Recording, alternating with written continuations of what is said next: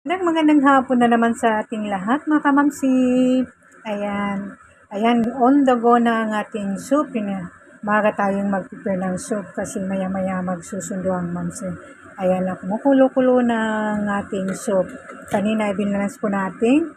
At ayan, kumukulo na ang ating soup. At andito na naman ating steak. Ito ang ating beef steak. Kailangan po natin palambutin ang ating beef stick. Ayan, palambutin po natin itong beef stick natin mga kamansi. Ayan, palambutin ang ating beef stick ayan, para lumambot siya. Takipan natin. Ayan, prepare ng mamsi. Ayan, ang ating chicken wings. Prepare natin yan. Maaga mag-prepare si mamsi kasi maya-maya magsusundo.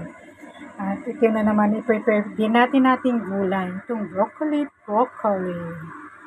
Alam niyo mga kamamsi, napaka-healthy itong broccoli na ito.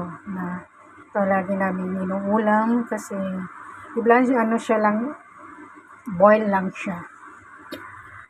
Hindi, walang mantika. Ayan, ang broccoli natin, i-boil natin ngayon. Kaya slice natin, i-prepare natin ang ating broccoli. Ayan, napakalaki siya. Thank you so much mga kamamsi. God bless everyone. Maraming salamat sa pagpapalo kay Mamsi. Ganito ang buhay ng OFW.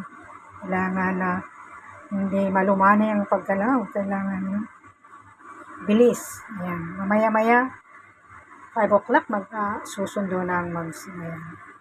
Habang tayo nag-prepare, habang kumukulo ang pinapalambot natin ang ating beef steak at saka kumukulo itong soup. Yan. Prepare din natin itong broccoli. Pagasan natin, lagyan lang asin para healthy siya. God bless everyone. Thank you so much for watching, Mamsi.